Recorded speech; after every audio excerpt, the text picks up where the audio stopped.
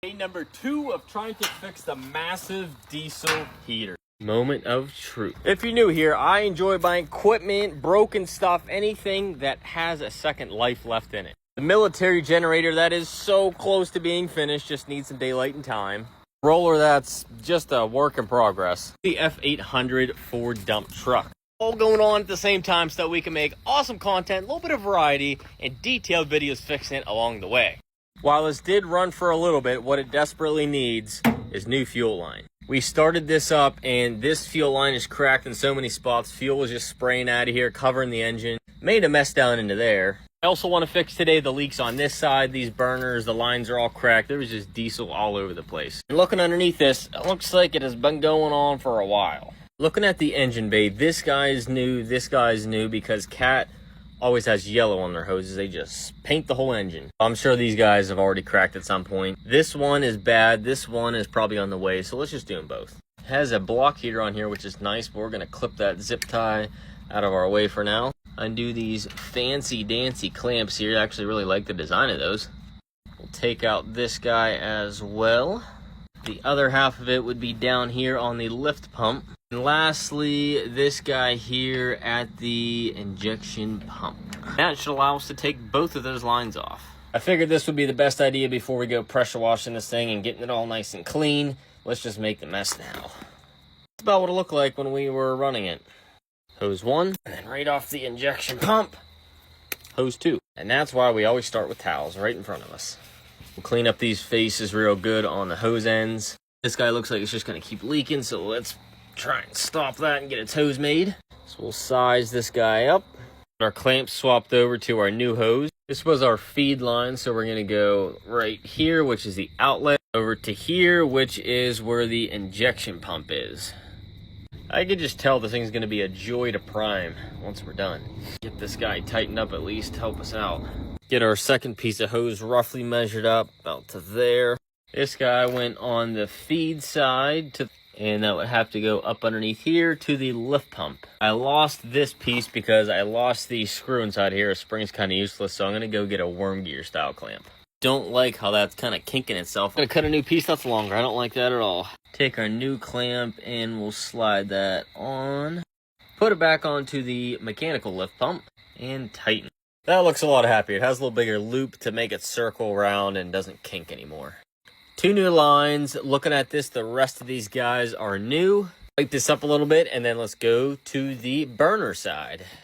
Over to the burner side, this gets a little more complicated. Now we have hydraulic fittings versus just standard fuel line. So for that, I went ahead and purchased a bunch of barbs for this. What this barb allows us to do is to go from JIC to our barbed hose, which is rubber line in our case. But looking at these two, I'm starting to think I don't have the same size. It does say 3/8 right there, so I don't know, maybe it's just beefier. I guess the only way to find out is to rip one of those off and try it out.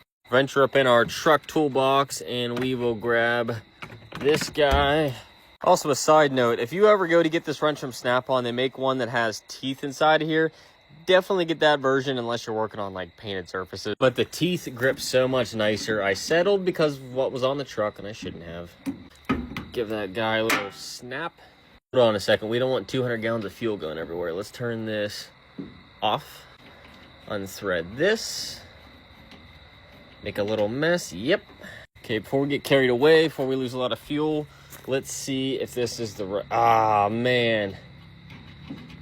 That's a darn shame. Not the right fitting, and I guess I got 8 of them. Darn it.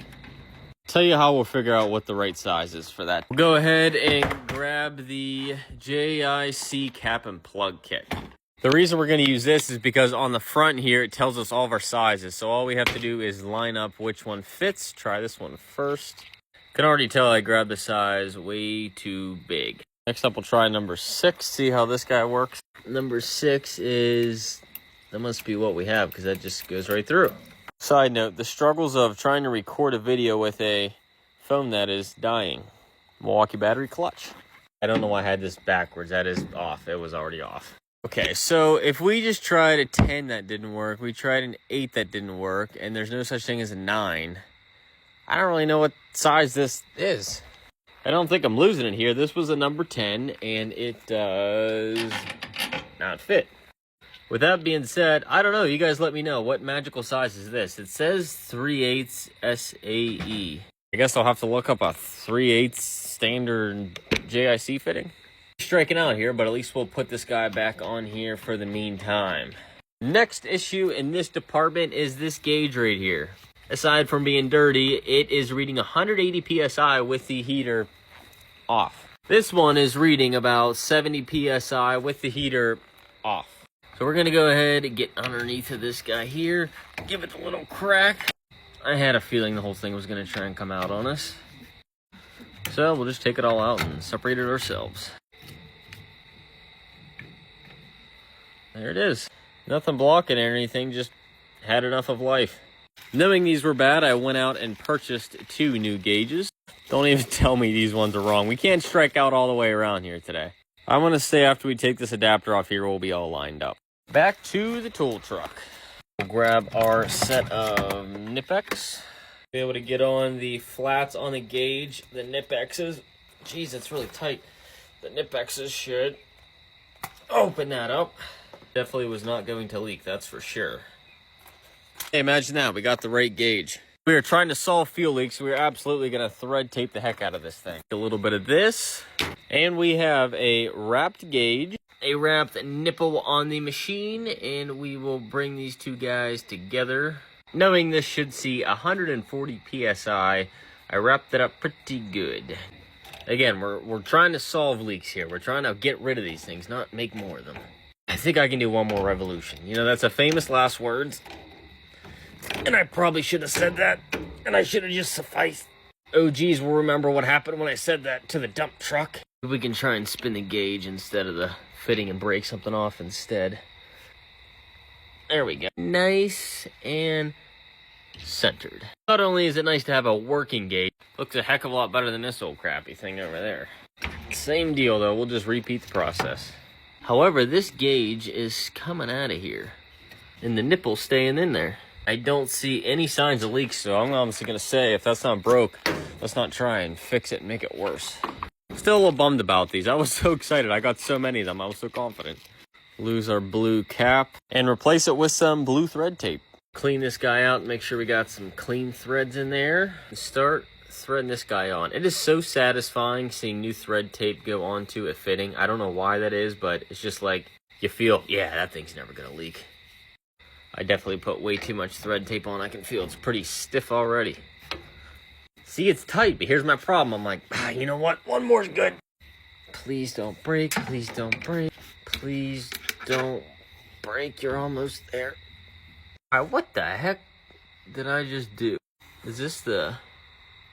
Seems like the oil that sits inside the gauge. I don't know how that managed to just come out of there. I just